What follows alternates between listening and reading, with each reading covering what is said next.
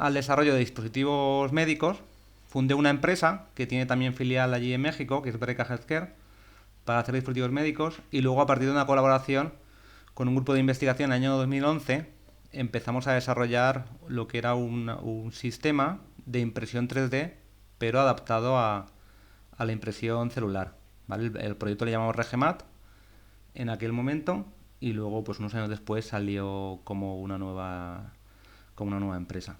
Luego también pues estoy involucrado en otros proyectos dentro de la empresa siempre, ¿no? Como por ejemplo es LabMethod, que es básicamente un repositorio de protocolos de laboratorio para hacer tejidos, de forma que los investigadores pues que usan esas tecnologías, no solamente bioimpresión, sino ingeniería tisular, en general pues suben sus métodos para compartirlos y para permitir que otros investigadores de otros grupos, ¿no? puedan replicarlos.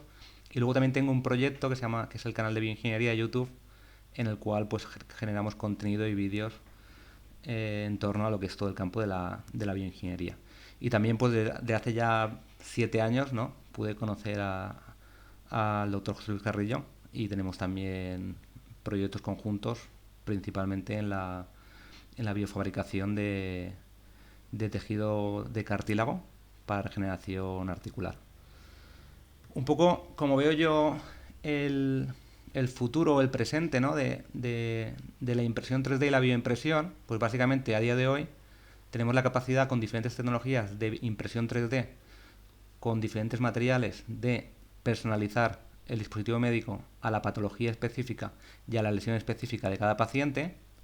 Y esto pues nos abre un abanico de posibilidades muy grande, ¿no? Porque ya no es tenemos un dispositivo, tenemos un implante, y tenemos que un poco acomodar, ¿no? O tenemos que adaptar el paciente al implante. Ahora podemos ya adaptar el dispositivo médico al paciente. Y luego, pues gracias a eso también, con la parte de bioimpresión, con Breca siempre trabajamos con materiales que no son biodegradables, básicamente titanio, grado médico, PIC, cromo cobalto, y con Regemat trabajamos todo lo que serían los materiales que se biodegradan, y también el componente biológico, el componente celular, ¿no? Entonces, un poco en esta imagen lo que se muestra, esto fue un caso que hicimos en el año 2015 en el Hospital Clínic de Barcelona, y básicamente lo que estábamos haciendo es una reconstrucción con impresión 3D de titanio del arco cigomático, y usando hueso distal de la escápula del paciente para reconstruir la parte del maxilar, ¿no? Si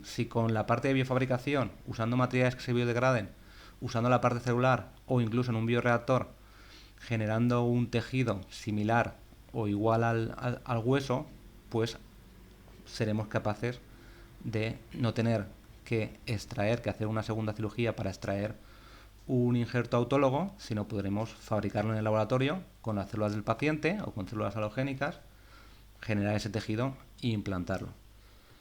Voy a hablar un poquito de impresión 3D, ¿vale? Bastante rápido, porque a día de hoy, en el año 2022, ya todo el mundo conoce lo que es la impresión 3D. Básicamente, para mí, tiene tres ventajas en el campo bio. Por un lado sería la capacidad de hacer geometrías complejas. No hay ninguna tecnología de fabricación. Aquí en la izquierda vemos lo que es el fresado del componente femoral de una prótesis de rodilla. No hay tecnologías de fabricación, aparte de la impresión 3D, que nos permitan hacer geometrías tan complejas.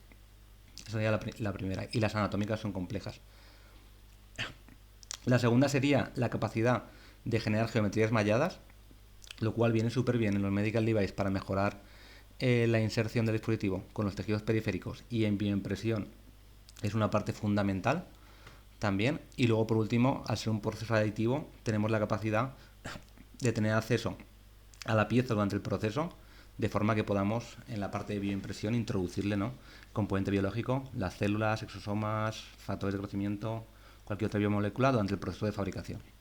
Esas son las tres ventajas. Bueno, pues con esto empezamos ya en el año 2015, después de bastante trabajo, ¿no?, para conseguir la licencia del producto sanitario a medida, básicamente en titanio.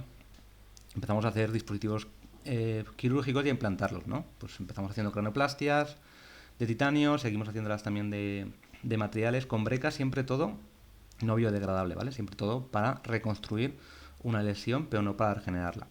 Estos son cranioplastias de PIC, que también hicimos muchas. Y luego también, pues teniendo toda la plataforma tecnológica puesta en marcha, pues nos llegaban proyectos y este, por ejemplo, es un proyecto que hicimos varias guías quirúrgicas para un hospital para reconstruir de forma más precisa la parte frontal del cráneo en pacientes que tenían craneosinostosis. ¿Vale? Pues aquí el proceso es muy simple, a partir de un TAC extraes la geometría y haces un diseño de forma que en la cirugía pues ya tienes un molde, ¿no? Para conseguir extraer unos segmentos que sean los que se usen para reconstruir. Este es el caso de antes.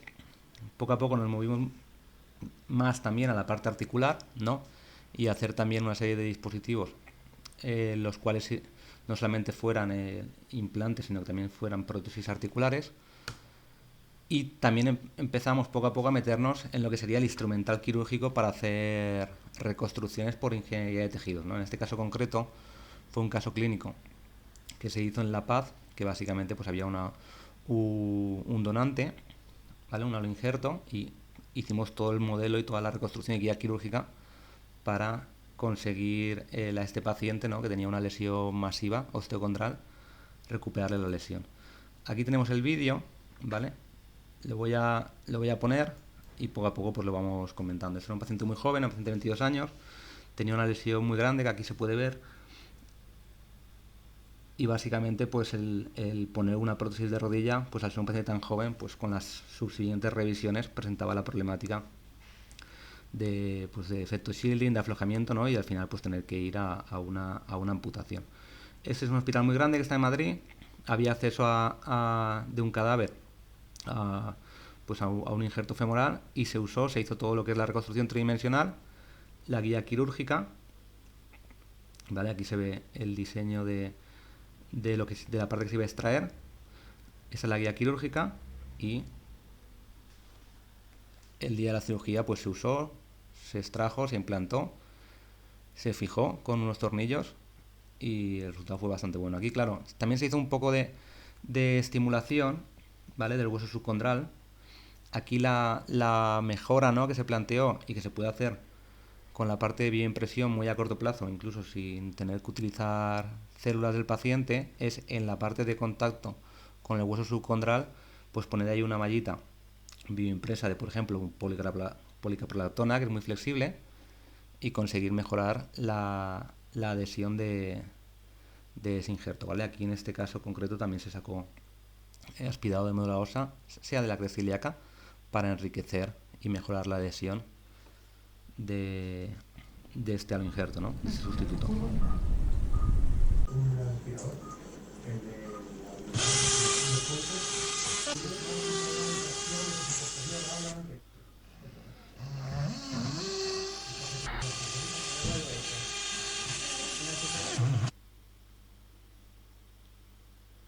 Claro, desgraciadamente no para todos los pacientes, y este al final pues es una lesión muy grande, muy localizada, no para todos los pacientes tenemos acceso a los injertos de tanta calidad, ¿no? Con lo cual es muy importante el seguir trabajando en ingeniería de tejidos y en diferentes estrategias, ya sea con biomateriales, con células autólogas, con células halogénicas, ¿no? Que en ciertas aplicaciones pues se pueden usar, ¿no?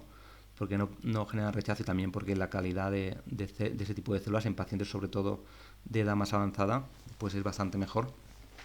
Y es un poco la filosofía nuestra, ¿no? Es seguir trabajando, ofrecer soluciones hoy, pero también seguir trabajando en lo que sea la solución del futuro, ¿no? Que luego veremos un poco más dónde estamos y a dónde queremos llegar.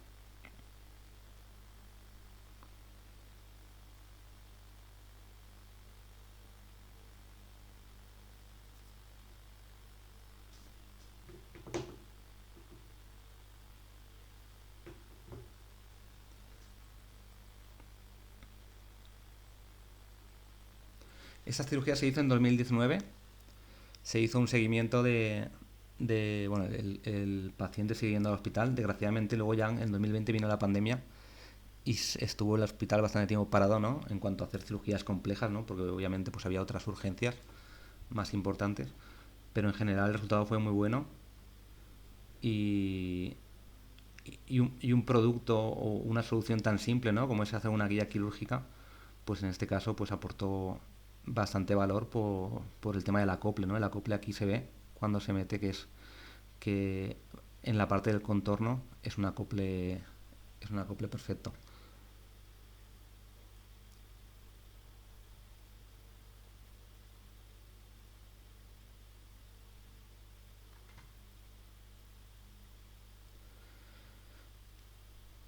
Luego ya se procedió a hacer las trayectorias para la inserción de tornillos y quedó el injerto fijado y el problema solucionado. Bueno, pues vamos a seguir. Y de aquí ya nos movemos a lo que es la parte de la bioimpresión, ¿no? Aquí, pues como comentaba, nosotros empezamos a hacer un sistema para imprimir con trocitos.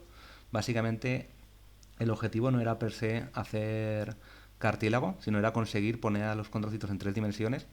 Eran condrocitos que se habían diferenciado de mesenquimales del tejido adiposo, de la grasa infrarrotuliana, siguiendo un protocolo del doctor Juan Antonio Marchal, que es uno de los promotores también de RGMAT, y el objetivo era generar un cultivo tridimensional para evitar que las células se diferenciaran, ¿no? Entonces ahí empezamos a desarrollar un sistema siempre pensando en la modularidad y en luego poderlo también trasladar a otras aplicaciones. Básicamente hoy día es muy fácil contar lo que es el bioprinting, ¿no? O lo que pretende el bioprinting, básicamente usar las diferentes tecnologías de impresión 3D con diferentes tecnologías de ingeniería de tejidos, principalmente en la parte del desarrollo de biomateriales, ¿no? Que es donde a día de hoy pues está gran parte de las líneas de desarrollo, ¿no? El nuevo biomateriales y en intentar mejorar el proceso de impresión y también la interacción después con la parte celular en un bioreactor y unir también la parte de medicina regenerativa, principalmente con el uso de células o otros compuestos como pueden ser exosomas, el factor de crecimiento o otras biomoléculas. Aquí es muy importante, ¿no? Porque al final, pues si todos vemos en prensa, se ha impreso un corazón o diferentes resultados, aquí es muy importante decirlo claro, ¿no? Porque si no vamos a ver qué pasa en los años, igual que pasó en el año 2007 y 2008 con la impresión 3D, que era la eterna promesa. Aquí es importante decir que lo que se imprime en sí no es un tejido, ¿vale? Lo que se imprime en sí es una matriz tridimensional con diferentes biomateriales, con diferentes tipos de células, o sea, un cultivo tridimensional. Pero para conseguir que se forme un tejido necesitamos una estimulación posterior, que es lo que nosotros en la empresa hacemos con nuestra línea de desarrollo, que es la de los bioreactores, ¿vale? Entonces, este bloque para nosotros es muy importante porque explica la importancia no solamente de definir la geometría del scaffold, el tipo de células a utilizar o la biotinta con la que contenemos las células, las otras biomoléculas que usamos, sino también la parte de la estimulación en un bioreactor, que es con la que conseguimos que las células generen la matriz extracelular, que es al final lo que genera un tejido. ¿Vale? Y luego enseñaré dónde estamos nosotros y lo que estamos haciendo. Pero, aún sin formar un tejido totalmente funcional, en el ámbito clínico hay muchas posibilidades. Tenemos desde la fabricación, como he comentado antes, de un dispositivo biodegradable, de un material que ya está probado, por ejemplo, ácido poliláctico, policaplatona, polilicólico o diferentes blending de estos polímeros o de otros nuevos, o incluso el uso también de tejidos, ¿no? De autólogos, ¿no? Pues por ejemplo, pues grasa para intentar conseguir cierta vascularización. También hay muchas cosas que se pueden hacer a corto plazo que a nivel regulatorio no entrarían dentro de lo que es un producto de terapias avanzadas, entraría dentro de lo que es un medical device biodegradable, ¿vale? Luego está la aplicación también de los cultivos tridimensionales con células para estudiar, ¿no?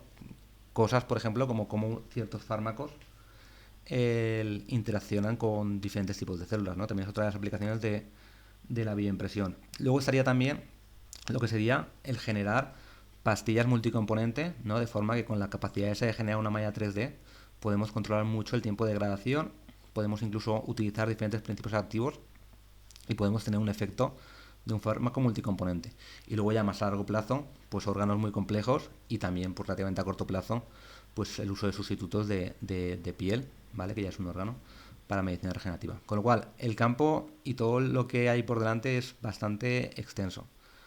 Entonces, bueno, esta es la última versión de la máquina nuestra. Básicamente aquí lo que se ha ido haciendo es integrando todas las tecnologías que nos han ido pidiendo, que básicamente son para conseguir imprimir diferentes tipos de biomateriales y también para conseguir hacer diferentes geometrías, inyectar o introducir o depositar, dependiendo del modelo de impresión que se utilice, ¿no? Dentro de los que están programados en el software, que luego veremos un poquito más el software de la bioimpresora, dentro del constructo, ¿no? Y luego después de eso, con esa geometría, con ese scaffold 3D, con la parte celular, pues llevarlo a un bioreactor y generar la estimulación. A día de hoy, pues Regemat es una empresa que tiene ya usuarios, tiene ya sistemas en más de 29 países, creo que a día de hoy son 31, ¿vale? Y que está metida en una gran variedad de proyectos de investigación propios, ¿no? Con los financiados internos o de la Unión Europea o con los grupos con los que trabaja. ¿Vale? Esto es una industria pues que nosotros hemos sido un actor principal. Empezamos en 2011, ¿no? Nosotros, ¿no? Cuando en aquella época pues había muy poquito. A día de hoy pues ya es una industria que está bastante está en crecimiento, ¿no? No es una industria para nada madura, pero que ya podemos ver diferentes empresas, ¿no? Que se focalizan más en la obtención de diferentes biotintas muy específicas, ¿no? Para aplicaciones concretas. Otras como nosotros que nos dedicamos a la parte de equipos y también a la parte de la traslación clínica. Otras directamente que solamente dan el servicio de asistencia y luego hay otras pues, que son más en la parte de distribución. Nosotros básicamente cubrimos dos campos. Estaría la parte de investigación con los equipos, las bioimpresoras y los bioreactores, y luego también con todos los consumibles que se necesitan para realizar una investigación y también con esa conexión entre los investigadores de diferentes países y ese repositorio que se llama LabMethos, donde los investigadores suben los protocolos y los comparten y también generan esas conexiones pues para pedir un proyecto, para intentar hacer una publicación conjunta. Y luego también trabajamos mucho la parte clínica, ¿no? Porque al venir de una empresa como es Bereca, que es una empresa de producto clínico, pues para nosotros la parte clínica, no solo la masa a futuro, sino la masa a futuro con tejidos y órganos complejos, sino también todo lo que se puede hacer a nivel clínico a día de hoy, como he comentado anteriormente. Luego también en el año 2020 teníamos un nuevo sistema, que es un bioreactor, nuestra línea de bioreactores se llama BIMAP, porque son bioreactores que mimetizan no solamente la parte anatómica, la parte fisiológica de la geometría a regenerar, sino también la parte anatómica. Entonces teníamos una validación pendiente del primer prototipo del bioreactor y se iba a hacer en la universidad. Claro, cuando vino la parte del COVID se paró todo, las universidades estuvieron cerradas un montón de tiempo, entonces decidimos montar un laboratorio de biofabricación con todos los componentes básicos, que luego les enseñaré cómo está a día de hoy, para generar nuestros propios cultivos celulares y nuestra propia investigación. Luego eso también lo que hemos hecho, ha habido grupos en otros países o incluso en España que nos han pedido, oye, mira, yo quiero la bioimpresora, pero ¿me puedes ayudar a montarme un laboratorio entero? Y también hemos colaborado en montar un laboratorio. De hecho, ahí en Querétaro tenemos un proyecto de montar un laboratorio, que luego lo contaré un poco más, en la clínica Core, con José Luis con el doctor Carrillo. De momento pues va un poco más lento de lo que nos gustaría, pero sí que esperamos en los próximos meses poderlo tener allí a punto. Esto es un vídeo muy rapidito, ¿vale? De cómo funciona la bioimpresora, básicamente. Luego me meteré más en detalle. Tenemos pues un cabezal, se carga un código, se carga una geometría, se le dan unas especificaciones y dependiendo del cabezal que se elija en cada momento, pues hace una deposición y fabrica una geometría. Eso es básicamente, es similar a lo que sería la impresión 3D, pero en este caso, a diferencia de la impresión 3D, que cuando tú adquieres una tecnología ya sabes con qué material vas a trabajar, en este caso concreto, gran parte de la investigación y gran parte de los desarrollos está en los biomateriales. Luego, como he comentado antes, pues nosotros tenemos las dos partes, ¿no? La parte de generar el cultivo tridimensional, que es una parte importante, pero no es la única, y luego la parte de la estimulación con los bioreactores. Entonces, básicamente, ¿a qué nos hemos dedicado? Pues nos hemos dedicado a desarrollar los equipos, a desarrollar los procesos, ¿vale? Aquí, como comentaba antes en el cuadro, pues siempre que desarrollamos un proceso de biofabricación, necesitamos tener en cuenta ambas fases, ¿no? La fase de la deposición y la fase de la maduración. Y aquí muchas veces nos vemos con la problemática de que nosotros, como ingenieros, queremos un material que se imprima muy bien y que aguante bastante bien los estímulos que le apliquemos para conseguir transferir esas cargas a las células y producir esa materia extracelular, pero sin embargo estos materiales no suelen ser los más idóneos para la proliferación celular porque no son materiales similares a lo que las células encuentran en un tejido. Sin embargo, tenemos otros materiales los cuales los depositamos con las células porque los hemos extraído a lo mejor de algún tejido o materiales derivados de matrices extracelulares y las células sí que proliferan muy bien. Entonces lo que hacemos nosotros es desarrollar una estrategia híbrida en la cual fabricamos lo que sería una malla, un esqueleto, y luego lo vamos llenando en diferentes zonas con diferentes materiales y diferentes tipos de células. Y luego al final lo que tenemos, que sería un poco lo que vemos aquí, geometrías malladas, que nos permiten por un lado customizar mucho la transferencia, ¿no? La transferencia de los estímulos que suceden a la parte interior, a la parte celular, y por otro lado también, y eso también es súper importante, nos permiten controlar mucho el tiempo de degradación, ¿vale? Del constructo en general que tenemos, porque sabemos, ¿no? O se puede ver en la bibliografía que con el mismo volumen, el mismo material, un volumen mallado frente a uno no mallado, puedes modificar, puedes multiplicar muchísimas veces la velocidad de la degradación, ¿no? Del constructo. Y esto es un parámetro que también es muy importante, sobre todo cuando estás pensando en la parte de maduración o en cartílago y en hueso en la parte clínica, ¿vale?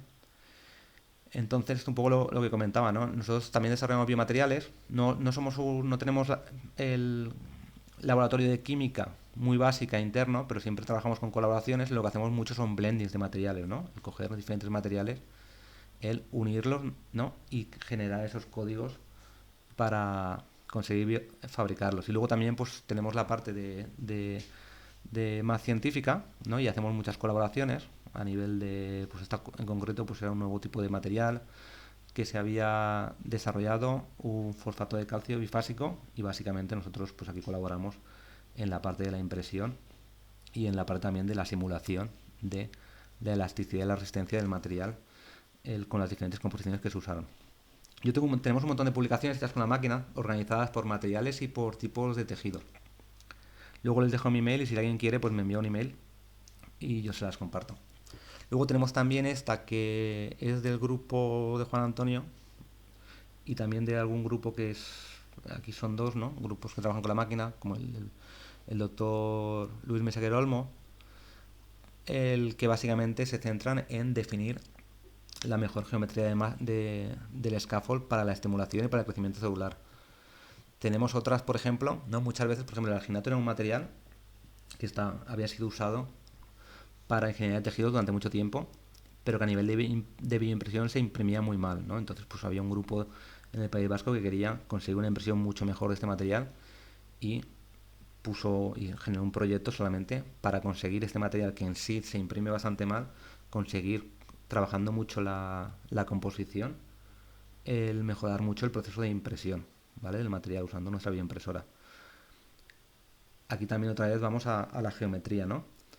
Y luego, bueno, esto es un poco el laboratorio. Este en concreto de la izquierda es el de Granada, que lo replicaremos también en Querétaro. Y básicamente el objetivo es es ampliar, ¿no? El centro que seguro que José Luis les ha enseñado, ¿no? Meter también la parte de laboratorio para, por un lado, poder hacer cosas mucho más, poder hacer cultivos, ¿no? Poder hacer cosas un poco más avanzadas en cuanto a biomateriales y en cuanto a terapia celular, y luego también para localmente en Querétaro y con las colaboraciones con las universidades tener investigación propia, generar proyectos de doctorado, ¿no? Internos con una traslación, porque muchas veces lo que nos vemos, ¿no? Los que estamos trabajando en la parte clínica con cirujanos, con clínicos, y en la parte de laboratorio con investigadores, que ambos mundos no están demasiado unidos, ¿no? Entonces la idea de tener un laboratorio dentro de una clínica, no solamente para las aplicaciones clínicas que se pueden hacer, sino también para investigación, pues va a facilitar mucho, ¿no? Esa relación y esa transferencia, ¿no? Que al final de esto se trata de la transferencia de conocimiento.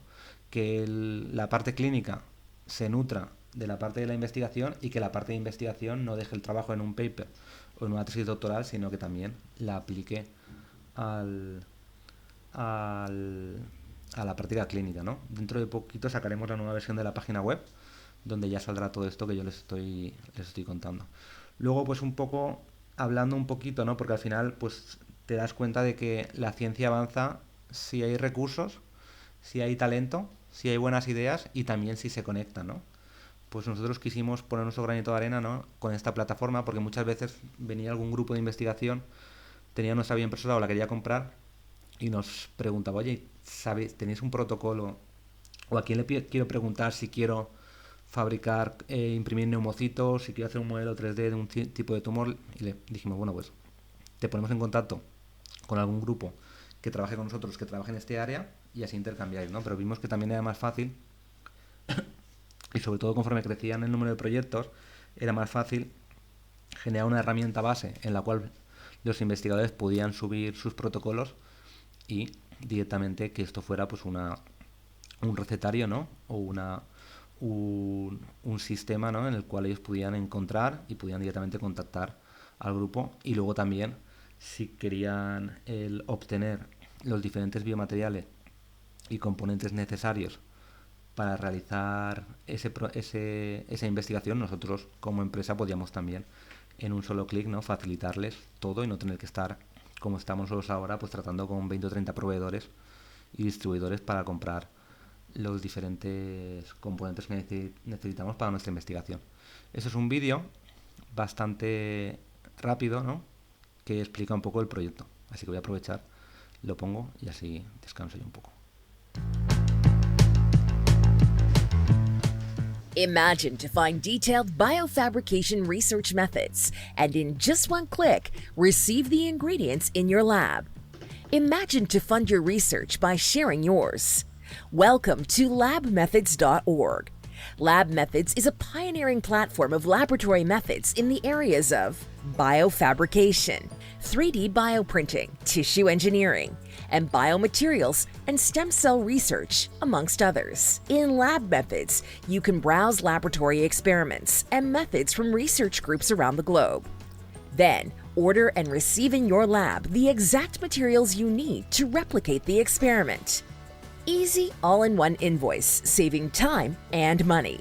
You can also share your methods, spread knowledge, get recognitions, find research partners, and receive money for your research every time a group orders the products to replicate your published method. So you will have a budget to buy new consumables, biomaterials, and equipment to keep doing great science. Boost the impact of your research now. Eso también es importante, también hemos querido dar el incentivo, ¿no? Para que el grupo de investigación que suba un protocolo, que no se quede solamente en esa conexión o en ese proyecto que puede hacer, ¿no? Que obviamente pues tiene un valor, aporta un valor, sino también los grupos de investigación que descarguen ese método y que pidan los componentes, pues se les da una parte al grupo que la ha subido para que sigan financiando su parte de investigación. Y luego estaría por último, ¿no? Y ya pasamos a lo que sería más el taller, estaría el canal de YouTube en el cual pues intentamos siempre enseñar las últimas tecnologías o los últimos resultados que van saliendo únicamente o 95% para la comunidad hispanohablante, para que la gente pues conozca lo que se está haciendo y conseguir, ¿no? El involucrar, ¿no? A cada vez a más talento, ¿no? Y a más gente, ¿no? Ese estudiante de ingeniería que no sabe por qué rama meterse, pues que si se mete en bioingeniería o ingeniería biomédica, ¿no? Pues tenemos ahí el capital humano muy importante para potenciar ese sector y al final el éxito de cualquier tecnología, de cualquier desarrollo, cualquier rama tecnológica está ahí, ¿no? Está en la gente que entra, ¿vale? Entonces, sigo directamente con la parte del taller.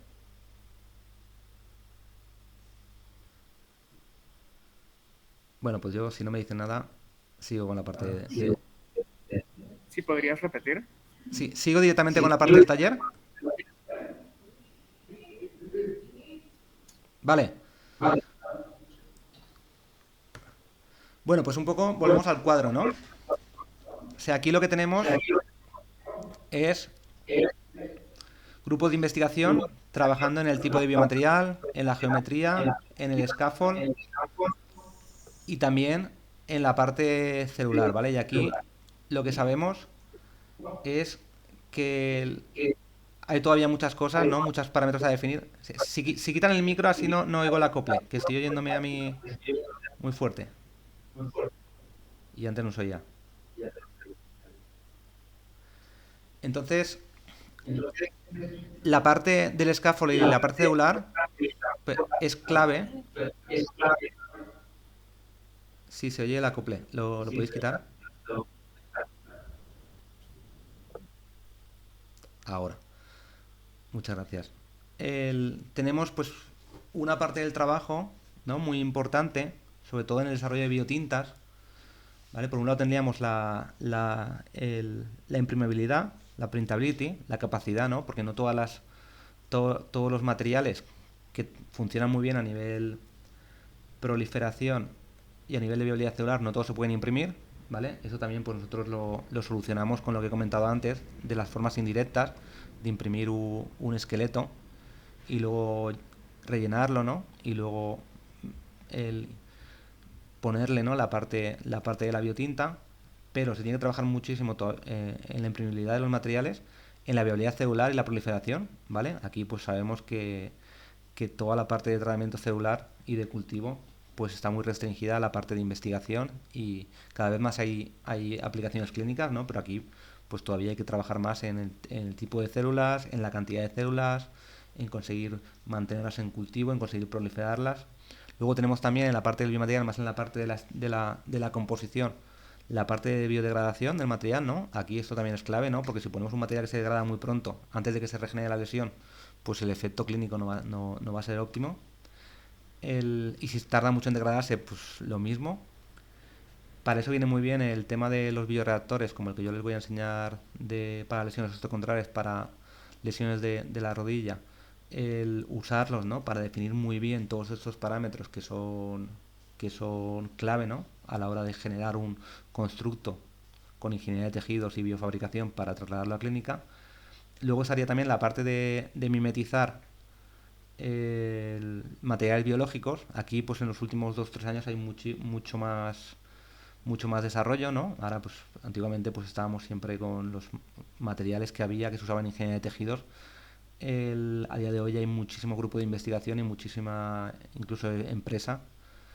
Nosotros hemos también ayudado a crear alguna, que desarrolla biotintas mejoradas, ¿no? Biotintas avanzadas para la aplicación.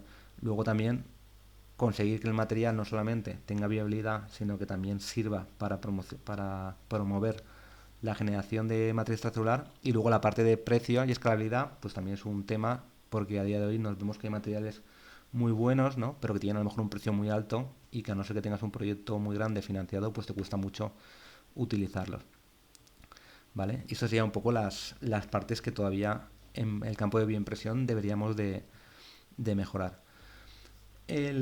Antes de entrar en la parte de la bioimpresora, ¿vale? Y en todo lo que hemos generado para enseñarles cómo funciona una bioimpresora y cómo se configura, me gustaría hacer un poco más de pararme un poco más en la parte de la estimulación, ¿vale? Aquí nosotros, lo que ya vimos hace ya muchos años, ¿no? Empezamos en el año 2012 haciendo un ensayo para, con el uso de ultrasonidos, conseguir monitorizar el crecimiento in vitro de los condrocitos, ¿vale? Un poco como generando un sistema de control de calidad para este tipo de células, de forma que a futuro, ¿no? Pudiéramos identificar o pudiéramos certificar que esas células nos habían desdiferenciado y seguían proliferando en la matriz. Nos dimos cuenta que también el ultrasonido se podía usar mucho para estimular y empezamos a desarrollar estos bioreactores en los cuales no solamente podíamos monitorizar, sino también generar una estimulación. Y nos dimos cuenta que había mucho a nivel microestimulación, pero que muy poco a nivel macroestimulación, y al final pues la anatomía, ¿no? de cierta región anatómica podía tener influencia. Y empezamos a desarrollar un bioreactor que tenía como objetivo el replicar, ¿vale? Aquí se ve muy pequeñito. El replicar, lo que hacemos es extraemos la geometría de la rodilla del paciente, ¿vale? Es una rodilla que se imprime en impresión 3D, no con materiales biodegradables, simplemente para tener la geometría, y ahí insertamos lo que es el scaffold, le introducimos la parte componente celular que queremos usar, ¿vale? Pues aquí pues nosotros empezamos haciendo mesenquimales de tejido adiposo, luego nos movimos también a condrocitos de tejido adiposo, y ahora en los últimos ensayos que estamos poniendo en marcha ahora estamos ya usando las mesenquimales de la médula ósea, que es lo que nosotros, junto también con un proyecto que tenemos con el doctor Carrillo, queremos trasladar a la parte clínica. Entonces lo introduces en esa rodilla y el sistema, pues el bioreactor controla los parámetros fisiológicos, pero también lo que hace es una estimulación que se puede controlar, qué estados de carga y con qué frecuencias y con qué temperaturas se le aplica a esa rodilla junto con la tibia, pero el fémur y la tibia, para conseguir, ¿no? que las células que hay pues generen expresen los genes específicos como marcadores de cartílago. Esto no enseñamos mucho más que esto de momento porque es una publicación que queremos hacer en los próximos meses, pero básicamente ese sería el principio de funcionamiento de este bioreactor y de cualquiera de los que tenemos. Vamos a ahora ya empezar, ya la última parte, que más o menos yo creo que tardaré unos 10 minutos, a enseñarles cómo se configura la parte de la bioimpresión. Y luego si quieren, pues anoten las preguntas que tengan y cuando acabe el vídeo, pues las contestamos, ¿vale? Básicamente, pues esto es lo que sería la bioimpresora, ¿no? Se mete dentro de una cabina de flujo laminar, se conecta y básicamente una bioimpresora, nuestra bioimpresora, este es nuestro modelo Rec for Life, tiene 3 cabezales. Uno de ellos se puede usar, todos son intercambiables, se le pueden poner las tecnologías de bioimpresión que se quieran. El de la derecha suele ser extrusor o de 2 tipos de termoplásticos, o se le puede introducir pellets directamente para que los imprima. Y luego las otras 2 jeringuillas son intercambiables en cuanto a se puede añadir un cabezal de luz ultravioleta, que luego lo veremos, para fotopolimerizar, ¿no? Pues hay materiales que solidifican con calor, otros que solidifican físicamente, ¿no? Con luz, ¿no? Como es algunos tipos de materiales que usamos para hacer ese crosslink físico, y luego otros también, pues el crosslinkan con frío, ¿no? Entonces, dependiendo del tipo de material, hay que configurar la máquina y cargarle los diferentes cabezales, ¿vale? Aquí tenemos nosotros, pues los cabezales de jeringuillas simples, pues tienen desde refrigeración hasta calefacción, ¿vale? Dependiendo de lo que se quiera hacer. Esto es lo que sería, pues, el módulo de ultravioleta, que luego lo veremos en real. Esto es una animación que teníamos de un vídeo, y para que se viera fácil, pues se cargan los cabezales pues se pueden desmontar de forma bastante simple y se puede configurar la máquina para un proceso específico. Tiene una calibración también frente a otra versión por medio de láseres, de forma que facilita mucho su uso, y también tiene la capacidad de poder poner multipocillos, sobre todo para los proyectos en los cuales pues se quiere tener muchas muestras, y también una placa de Petri. Con todo esto, pues se haría lo que es la calibración de los cabezales una vez que se ponen, y se podría ya empezar a la configuración de la parte del software. Vale, nosotros, una de las características específicas de nuestra empresa era la parte de desarrollar también la parte de software, ¿no? Al final nosotros, la parte de software es muy importante porque te da mucha versatilidad a la hora de poder definir tu propio proceso. Y luego también tenemos una parte muy importante en la generación de algoritmos para diferentes tipos de mallas, para diferentes tipos de procesos. Tenemos, por ejemplo, y fue una parte importante de mi doctorado, un proceso que es el Injection Volume Filling, que es básicamente dividir una pieza, dividir el scaffold en diferentes regiones, imprimirlas primero, luego aplicar el fotocurado cuando se usan materiales que se crosslinkan con luz ultravioleta, con algún otro tipo de luz, o incluso para materiales termoplásticos, por ejemplo, que se imprimen a mucha temperatura, con lo cual pues sin depositar las células enseguida, o a la vez pues matar las células, el generar un volumen, después rellenar todo ese volumen. El software calculaba el volumen que tenía y qué cantidad de hidrogel, en el caso que usaba un hidrogel o de biotinta, con un tipo de celular, inyectar para conseguir rellenar ese volumen, y luego cuando acababa eso se iba al siguiente, de forma que conseguíamos una viabilidad mucho más alta que si lo hacíamos de otra forma, sin prácticamente ningún tipo de restricción a nivel geométrico o a nivel de los materiales a utilizar. Vale, pues al final el software está en constante evolución. Básicamente vamos integrando todo lo que vemos que algún usuario le aporta valor. Vale, pues esto que se muestra aquí pues sería básicamente la selección del tool, qué tipo de infill usar. Si es un infill, en este caso vamos a usar el infill por medio de seleccionar una serie de puntos y llenarlos, y también un poco lo que es el volumen, ¿no? Y cuántos puntos queremos por área específica, y en qué tipos y en qué geometrías, ¿vale? Ahora, una vez se hace la configuración general, pues se genera un código. En este caso pues hemos seleccionado un tipo de poro de honeycomb, el que siempre para rellenar, y se pueden también seleccionar de forma manual los diferentes puntos en los que se rellena. Una vez ya tienes el modelo para imprimir, pues ya pasarías a lo que es ese código G, que es como se llama el código de fabricación, no solamente en impresión 3D o en bioimpresión, sino en otras tecnologías como son el mecanizado CNC, ese código G, que es el que te da los parámetros tridimensionales con el cual mueve los cabezales, se envía a la máquina y ya la máquina, dependiendo de la jeringuilla que se haya utilizado, empieza lo que es el proceso de impresión. La parte buena de tenerlo grabado, ¿vale? Porque yo quería conectar con la oficina, pero no habíamos caído que el centro donde tenemos la empresa pues no tiene 24 horas a día de hoy. Entonces a las 11:30, que son ahora aquí en España, pues no nos dejaban entrar, ¿no? Pero la parte buena de tenerlo grabado es que se puede ver mucho mejor, ¿no? Con la cámara enfocándola a, a la zona de fabricación. Vale, aquí ese destello que se ve es porque la máquina está ahora metida en una cabina de flujo laminar y con la luz ultravioleta pues genera esa distorsión, ¿vale? Aquí vemos un poco los diferentes tipos de malla y luego cuál sería un poco el proceso, ¿no?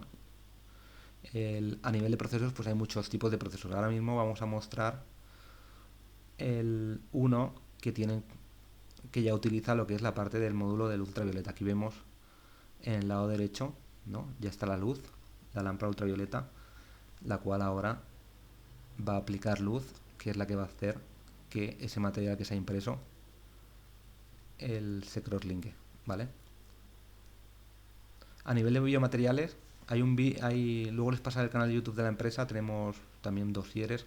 La lista de materiales que nosotros usamos pues crece casi semanalmente, ¿no? Sobre todo en los últimos años ha habido bastante iniciativa de generación de empresas en base a nuevos tipos de biomateriales, ¿no? Pues al principio, si quitamos la parte de termoplásticos, ¿no? Que obviamente son para nosotros importantes, ¿no? Porque al ser una empresa con mucha visión de la parte clínica, pues gran parte de los materiales aprobados y con más datos, ¿no? Clínicos que hay, pues son termoplásticos. Luego pues nos movimos a diferentes tipos de colágenos también, que tienen también una aplicación muy interesante en la parte genética tisular.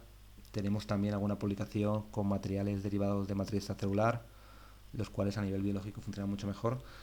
Es muy diverso, ¿no? El tema de los materiales. De hecho, es un campo que ahora mismo yo creo que el 60, 70, 75% de los grupos de investigación están trabajando en la imprimibilidad de los materiales y en el desarrollo de nuevos materiales, biotintas, ¿no? En algunos casos les podemos llamar. Este en concreto ahora es una grabación que hicimos el otro día exclusivamente para aquí. No es con la máquina comercial, es con un banco de pruebas que tenemos nosotros ahí en la empresa, más a nivel de ingeniería, y básicamente lo que está imprimiendo es con uno de los termoplásticos.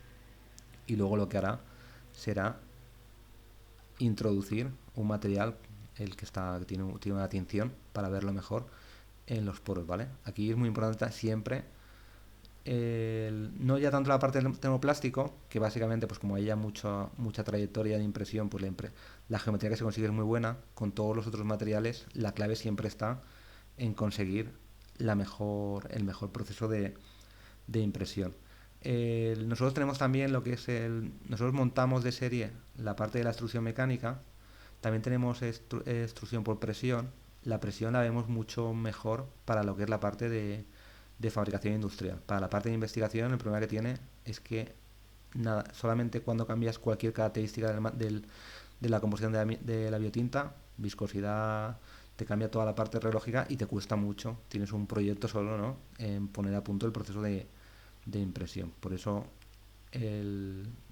conociendo las características de nuestro usuario en general, que trabaja mucho en la composición del material, pues es muy importante el tener esta capacidad para poder que sea fácil, ¿no? El poder modificar. Luego también nos vemos que ahora esto se está mejorando también con algunas empresas y con algunas soluciones que ya trabajan mucho más en la caracterización de los materiales. Aquí lo que hemos visto en los últimos años han sido pues materiales de muy poca tirada, ¿no? Sobre todo en la parte de las biotintas, con una caracterización muy baja, ¿no? Te cambiaba mucho el, el- dentro del lote que te llegaba, ¿no? Las características de un material u otro, ¿no? Trabajar en esta caracterización también es importante para conseguir que los procesos se puedan reproducir fácilmente y conseguir una traslación óptima a la parte clínica.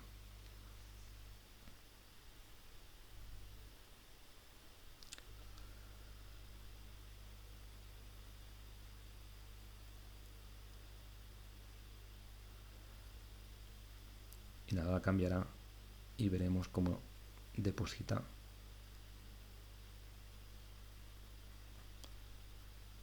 Ahora lo que se podría hacer si siguiéramos la pieza, claro, es que al final estos son procesos que puedes hacer y sobre todo con las máquinas de RGMAT puedes hacer prácticamente lo que quieras implementar, ¿no? La clave no está tanto en la máquina, sino está en el proceso que defines. Aquí lo que puedes hacer luego es aplicar pues cierta presión con aire, conseguir una mejor infiltración y ya te vas a las siguientes capas. Tenemos también en la empresa un canal de YouTube en el cual pues vamos subiendo diferentes vídeos y por mi lado eso sería todo. Aquí tienen mis datos, aquí tienen mi email, mi teléfono, las redes sociales en las cuales estamos subiendo contenido, también para conseguir lo que comentaba antes, ¿no? Que para mí es básico, ¿no? El conseguir que cuanta más gente mejor de las que están ahora en la universidad se decanten, ¿no? Por esta línea de trabajo, por estas tecnologías, ¿no? De forma que seamos cada vez más y podamos el, lleva- generar más resultados. Y también me está sorprendiendo mucho como en los últimos meses mucha gente del sector clínico que a lo mejor está haciendo la residencia, ya pasaba antes, pero ahora se ha multiplicado mucho, nos contactan, ¿no? Para alguna colaboración y para ya desde el principio de su carrera de ortopedistas, ¿no? De traumatólogos aquí en España, de diferentes países, meterse en la parte de la biofabricación. Así que aquí estoy para cualquier pregunta que me quieran hacer en el ratito que tengamos.